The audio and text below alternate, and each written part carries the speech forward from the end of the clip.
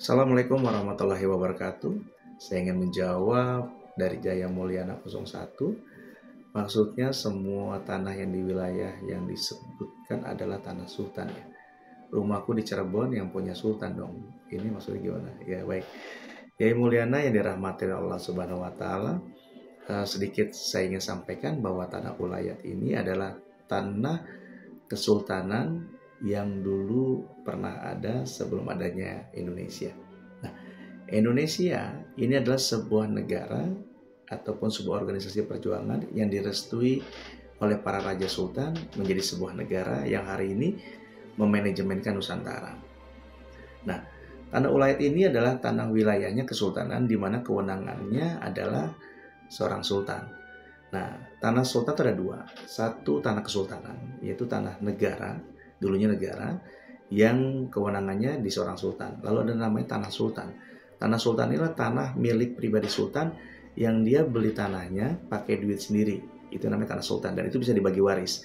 Nah, yang tanah kesultanan ya, ataupun tanah adat ya, ini tidak bisa dibagi waris dan juga tidak bisa disertifikat. Jadi, bagi tanah Ulayat Kesultanan Cirebon yang memang dari awal leluhur kita ini punya, ya, dari Sunan Gunung Jati, Pangeran Cakrabuana, dan Prabu Siliwangi, Pajajaran ya di atas kita, maka ini dikelola secara turun-temurun oleh para ahli warisnya. Di sini ada miss, ya, di mana bahwa konon ceritanya bahwa dulu para raja sultan katanya menyerahkan seluruh asetnya kepada Indonesia. Ini harus kita revisi, kita benahi narasi ini. Sesungguhnya leluhur kami tidak pernah menyerahkan seluruh asetnya Kesultanan Cirebon kepada Indonesia. Kami mendukung, merestui, kami dimanajemenkan oleh Indonesia. Makanya dalam konstitusi, negara ini tidak punya tanah, tidak memiliki tanah, hanya menguasai dan mengelola saja.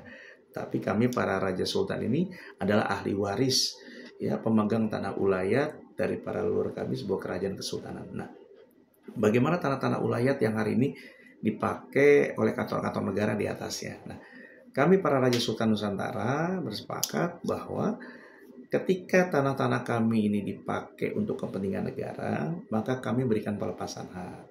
Kami memberikan izin lah untuk digunakan tanpa harus bayar upeti ataupun pajak kepada kami, karena itu salah satu bukti dukungan kami terhadap negara ini. Nah, lalu bagaimana tanah-tanah Ulayat kami yang hari ini sudah dimiliki oleh masyarakat, sudah sertifikat. Nah, itu pun tidak masalah. Kami tidak akan gugat, kami tidak ambil kembali, silakan.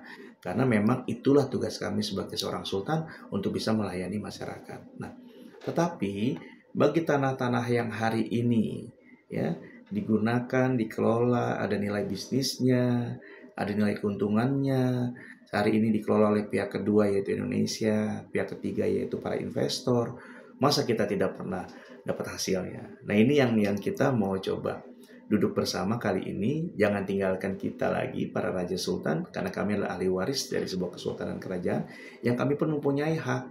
Jadi yang kami permasalahkan hari tanah-tanah yang memang hari ini dikelola dan ada untungnya gitu loh. Ya.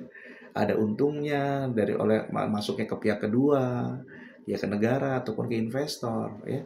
Nah, ini yang hari ini kami hadir untuk bagaimana tanah Ulayat ini yang memang bisa menghasilkan itu bisa dikelola lagi oleh kami. Dan keperuntukannya untuk apa? Untuk masyarakat adat juga, gitu loh. Jadi PP 18 2021 pasal 98 ayat 2, tanah swapraja eks swapraja dikembalikan kepada pemilik awal untuk digunakan untuk kepentingan swapraja. Jadi hari ini kamilah kesultanan kerajaan disebutnya swapraja atau eks swapraja. Hari ini kami kembali dan muncul untuk bagaimana kami mengelola tanah-tanah kami sendiri untuk masyarakat, seperti itu. Yang dikelola oleh perhutani, ya, oleh Menteri Kehutanan. Ya, kalau memang masuk wilayah pada zona kesultanan ataupun kerajaan, ya seyogyanya harus dikoordinasikan dengan kami. Ini keperuntukannya untuk apa? Manfaatnya untuk apa? Masyarakat kami dapat efeknya seperti apa? Nah, karena kan undang-undang tentang masyarakat hukum adat ini semua diatur. Regulasinya ada. Setiap undang-undang ada. Jadi hak masyarakat itu sebenarnya cukup terperhatikan sebenarnya. Hanya selama ini regulasi ini nggak jalan karena dianggap statusnya masyarakat biasa, sehingga di sini konteks masyarakat hukum adat tidak berlaku lagi. Padahal asal muasal masyarakat desa, masyarakat yang hari ini menjadi masyarakat Indonesia adalah merupakan bagian masyarakat adat ya dari kerajaan kesultanan. Dan para raja sultan ini adalah orang tua kandung dari Indonesia. Karena Indonesia bukan negara penjajah. Indonesia adalah sebuah organisasi perjuangan yang direstui menjadi sebuah negara yang merestui siapa? Diakui oleh siapa? Pasti oleh para raja sultan Nusantara. Jadi tanah dari Sabang sampai Merauke ini bukan dibilang tanah tidak bertuan. Ada bertuan, yaitu ada ahli warisnya, para raja sultan. Bagaimana kerajaan yang sudah tidak ada, sudah hancur oleh penjajah? Ya bukan berarti ahli warisnya nggak ada, gitu ya. Nah, kalau negara ini mengacu kepada Pancasila, yaitu sila pertama, ketuhanan yang Maha Esa, maka dari Sabang sampai Merauke sudah jelas bahwa tanah di Nusantara ini adalah tanah yang ada ahli warisnya. Ya, dari Sabang sampai Merauke semua beragama. Dalam bab agama, kalau kita mengacu pada sila pertama Pancasila, yaitu ketuhanan yang Maha Esa, berarti setiap agama mengajarkan ataupun adanya bab ahli waris. Ya kan? Jadi kembali lagi bahwa ketika negara ini memang memegang teguh pada Pancasila, saya berharap bahwa jangan pernah lupakan para ahli waris dari kerajaan kesultanan karena mereka punya hak untuk hidup di tanah leluhurnya. Mereka juga punya hak hidup untuk memanajemenkan, mengatur masyarakatnya menuju kesejahteraan.